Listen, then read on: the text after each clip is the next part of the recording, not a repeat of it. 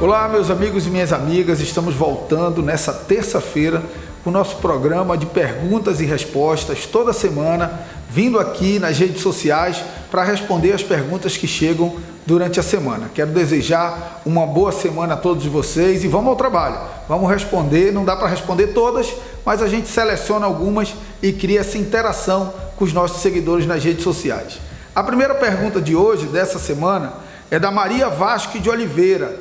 Eu falei na semana passada que os trabalhadores do governo do estado que não são concursados aposentar-se-ão pelo INSS, não pela Amazonprev. E ela vai e me pergunta: então, para onde vai o nosso dinheiro da Amazonprev se a gente não vai se aposentar? Para onde vai o dinheiro que descontam dos nossos salários? Até porque ninguém pode fazer a averbação porque a Amazonprev não repassa para o INSS. Eu, pelo menos, não consegui fazer a averbação. Veja só, Maria Vasques, eu vou repetir para que fique claro. Os trabalhadores do governo, os servidores do governo, aqueles do quadro suplementar e todos os temporários, eles não irão se aposentar pela Amazonprev. Só aposenta pela Amazonprev os concursados. Tanto que, se você olhar no seu contra-cheque hoje, você que é do quadro suplementar, você que é temporário, você vai ver que você já não desconta para o Amazonprev, você desconta para o INSS. Qual é o problema? Durante muito tempo o governo do estado fez um desconto errado, descontou para o Amazonprev. E agora o Amazonprev precisa compensar o INSS. Acontece que isso não é problema do servidor, isso é o problema entre o governo federal e o governo do estado. Se você não está conseguindo fazer a sua averbação do tempo descontado para o Amazonprev no INSS, você precisa procurar a Justiça Federal ou a Justiça Estadual, o órgão competente, para conseguir judicialmente essa averbação. Não é problema seu se o Estado não repassou para o governo federal. Você tem direito à contagem desse tempo de serviço, mas não tenha dúvida, a sua aposentadoria, quadro suplementar e temporário, será pelo INSS. Só aposenta no Amazonprev quem é concursado, quem é estatutário.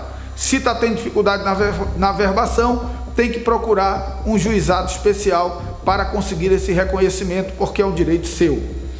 A Antônia de Souza diz: deputado, gostaria de saber por que as nossas autoridades esqueceram da tragédia que aconteceu no Educandos. Eu acho que não dá para esquecer aquela tragédia, mas nós precisamos ter clareza de que a responsabilidade para tomar medidas em relação àquela tragédia é da Prefeitura de Manaus e do governo do estado do Amazonas. Inclusive, recursos federais foram repassados no ano passado para que o governo e a prefeitura pudessem colaborar com aquelas famílias que perderam tudo naquela tragédia. Portanto, é importante sempre alertar os órgãos responsáveis, as secretarias de ação social, de infraestrutura, porque ali é um problema multidisciplinar, tem várias secretarias envolvidas, mas a responsabilidade é da Prefeitura de Manaus e do governo do estado, e eu aproveito para fazer uma cobrança para que o prefeito, para que o governador possam tomar as providências para diminuir a dor daquelas famílias que perderam tudo no incêndio do Educandos. O Carlos Trindade faz uma pergunta: deputado, por que o parque de treinamento do Detran Amazonas está só buraco? Para onde vai o dinheiro das multas, das taxas absurdas que é cobrada? E eu aproveito para juntar com a pergunta do Paulo Caliope Teixeira, que diz: deputado, eu queria saber para onde vai o dinheiro do IPVA. Primeiro, o parque do Detran está esburacado por absoluta irresponsabilidade do governo do estado do Amazonas. Ora, o governo tem um orçamento que esse ano vai chegar a quase 20 bilhões de reais. Não é possível que não tenha dinheiro para tapar os buracos de onde as pessoas fazem o treinamento e fazem os testes para retirar suas carteiras de motorista. As taxas do Detran realmente são utilizadas pelo próprio Detran. Mas eu junto essa pergunta com a pergunta do IPVA, que é do Paulo Teixeira, para explicar ao Paulo que o imposto, o IPVA, como é um imposto, ele não pode ser vinculado. Uma das características dos impostos é a não vinculação. Às vezes a gente acha que paga IPVA para asfaltar rua, para asfaltar estrada, paga IPTU para ter asfalto na rua? Não. IPVA e IPTU são impostos, e impostos não podem ser vinculados. Portanto, você paga IPVA, paga IPTU para o orçamento geral do governo do estado. Não significa que esse dinheiro vai obrigatoriamente ser utilizado para asfaltar rua ou para recuperar o parque de treinamento do Detran. Impostos têm a característica de serem tributos não vinculados. Fica aqui a cobrança também para que o governo do estado possa fazer o mínimo, que é tapar os buracos do centro de treinamento do Detran, e o próprio Detran, aí sim, tem recurso das taxas, não do IPVA, mas das taxas para fazer esse serviço no parque de treinamento. A Maria José Amaral, ela diz que Manaus está tomada e entregue pela violência. É verdade, eu esse final de semana circulei muito pela cidade e em vários locais encontrei pessoas reclamando do problema da violência na cidade de Manaus. Há um descontrole total. Manaus cada vez mais tem bairros tomados pelo tráfico de drogas. O crime organizado faz o que bem entende na cidade e, infelizmente, nós não temos uma política séria de combate à violência. Você não combate o crime organizado com policiamento ostensivo. Você combate o crime organizado com inteligência, com tecnologia, com investigação. E, infelizmente, isso acontece muito pouco aqui no nosso estado. Os furtos, os roubos, você vai numa delegacia e é só um cartório para você registrar, porque a chance de investigarem e acharem o produto do roubo ou os criminosos é quase zero. O índice de elucidação de homicídios, de descoberta de autoria de homicídios no estado do Amazonas é ridículo, justamente porque não há investimento em investigação e inteligência para que possa combater o crime organizado. Boa parte dos crimes no estado do Amazonas e no Brasil tem relação direta ou indireta com o tráfico. Ou é o assassinato da guerra do tráfico, ou é o assassinato do traficante contra quem o deve, ou é o pequeno furto, o pequeno roubo feito pelo dependente químico que precisa fazer a manutenção da sua droga. Então, se você combate o crime organizado, se você combate o tráfico de drogas, você tem uma reação em cadeia de diminuição dos índices de criminalidade no estado. Mas, infelizmente, há muita incompetência na gestão da segurança pública no estado do Amazonas. A Marli Oliveira diz: veja, por favor, o caso da Zona Franca. Os pais de família não podem ficar desempregados, não vamos virar uma Venezuela. É verdade, eu tenho lutado muito em defesa da Zona Franca na Câmara dos Deputados, estou emendando agora a PEC 45, que é a proposta de reforma tributária, para garantir as vantagens comparativas da Zona Franca de Manaus, porque é verdade que se nós perdermos a Zona Franca de Manaus, nós vamos ter um crescente índice de desemprego. O Amazonas já tem a maior taxa de desemprego do Brasil, 19% da população economicamente ativa. Se nós perdermos a Zona Franca, que gera ali por volta de 70 mil empregos diretos, mais quase 500 mil empregos indiretos, nós vamos ter um desastre socioeconômico na cidade de Manaus e no estado do Amazonas. Lutar pela Zona Franca é lutar pelos empregos dos amazonenses e nós temos feito muito por isso. Inclusive, nessa terça-feira, enquanto você está assistindo esse vídeo, a nossa bancada reúne hoje os 3 senadores, os 8 deputados federais, com o presidente da Câmara, deputado Rodrigo Maia, e com o presidente do Senado, senador Davi Alcolumbre, para discutir com eles estratégias de proteção da Zona Franca na reforma tributária. Estamos lutando por isso, porque sabemos que proteger a Zona Franca é proteger os empregos dos amazonenses e é também proteger o meio ambiente, porque sem Zona Franca nós vamos continuar com 2 milhões de habitantes em Manaus, com 4 milhões de habitantes no Amazonas, e o instinto de sobrevivência vai fazer com que a gente migre para atividades predatórias, para atividade madeireira, para atividade agropecuária, para atividade da agricultura, da pecuária, e certamente são atividades que são degradantes ao meio ambiente. Nós estamos vivendo essa crise mundial por conta das queimadas no Amazonas e não podemos aumentar a instabilidade no que diz respeito à sustentabilidade ambiental da nossa região.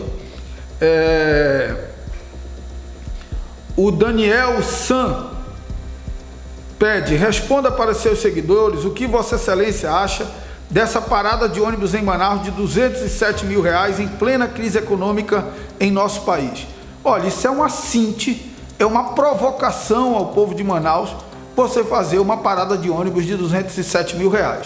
Eu ouvi uma justificativa do prefeito sobre essa parada de ônibus, em que ele dizia, não, essa é uma parada diferente, é uma parada mais confortável, não é igual aquelas paradas de telha de barro que custavam R$49 mil. R$49 mil, prefeito?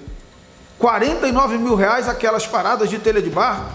Eu fui presidente do SMTU em 2007, nós fizemos licitação de 100 paradas daquela da telha de barro, cada uma foi construída por R$9 mil, e nós ainda achamos o preço alto, cancelamos a licitação e baixamos mais um pouco o preço numa segunda rodada. Então falar que uma parada daquela de telha de barro custa R$49 mil é uma provocação com o povo da cidade de Manaus. E construir numa cidade que tem tantos problemas, tantas dificuldades, uma parada de ônibus por R$207 mil é uma provocação. Por R$207 mil dava para fazer várias centenas de paradas na cidade de Manaus e melhorar minimamente a situação de conforto de quem precisa esperar o ônibus na nossa cidade. Tem aqui alguns pedidos, né? O Obedece Cardoso Martins pede que eu faça uma visita em Tocantins, muito em breve. Eu espero estar em Tocantins. Na verdade, eu fui tomado no primeiro semestre do meu mandato pelas responsabilidades com a Comissão Especial da Reforma da Previdência, o que me impediu de voltar na maioria dos interiores onde eu fui muito bem votado, como lá em Tocantins, mas agora no segundo semestre, com mais flexibilidade, já que acabaram os trabalhos da Comissão da Reforma da Previdência, nós vamos ter a chance de voltar em todos os municípios do interior do Amazonas. Quero aqui, por fim, comentar duas críticas para que a gente também não fique só respondendo perguntas e falando das coisas boas que aparecem nas redes sociais. A primeira é a do Valdinei, que diz que gostou da minha atuação à frente da comissão, mas cobra que eu volte nas bases dos municípios do interior.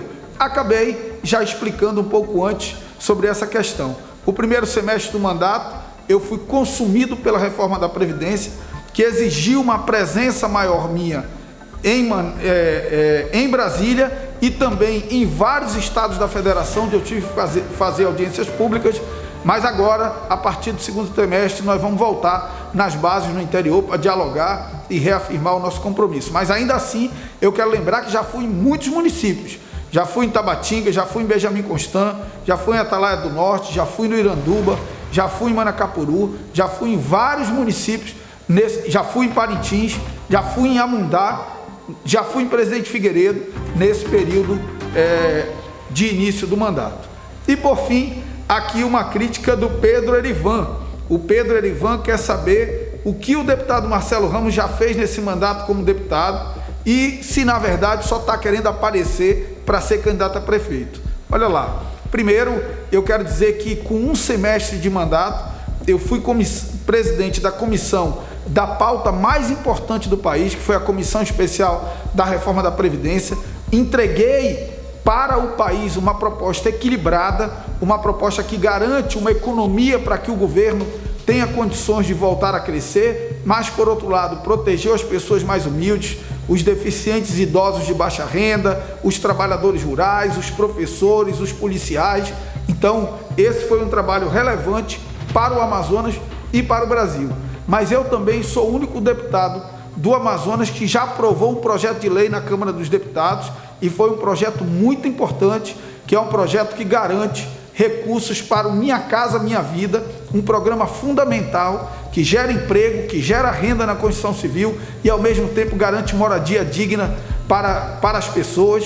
Sou presidente da Comissão Especial que trata de subsídios fiscais, creditícios, que é uma comissão fundamental para a proteção da Zona Franca. Sou membro da Comissão Especial da Reforma Tributária e lá tenho lutado muito para proteger a Zona Franca. Aprovei também já na Comissão de Defesa do Consumidor um projeto de lei que pune as operadoras de telefonia que reiteradamente tenham precariedade nos seus serviços, pune com a proibição de venda de novos números. Ora, quem não está dando conta de atender as linhas que existem, não pode continuar vendendo novas linhas de telefone. Esse é um projeto de lei fundamental, já aprovado na Comissão de Defesa do Consumidor e que muito em breve vai a plenário para votação na Câmara dos Deputados. Garantir a urgência num projeto de lei de minha autoria, que também muito em breve será votado no plenário, que garante que as universidades e institutos de pesquisa possam usar recursos de P&D, de pesquisa e desenvolvimento, para a construção de laboratórios. Hoje elas já podem equipar os laboratórios, mas elas precisam construir os laboratórios, e nós estamos com um projeto de lei que vai garantir esse direito, estimulando a pesquisa e desenvolvimento, que é algo fundamental para o futuro do nosso Estado.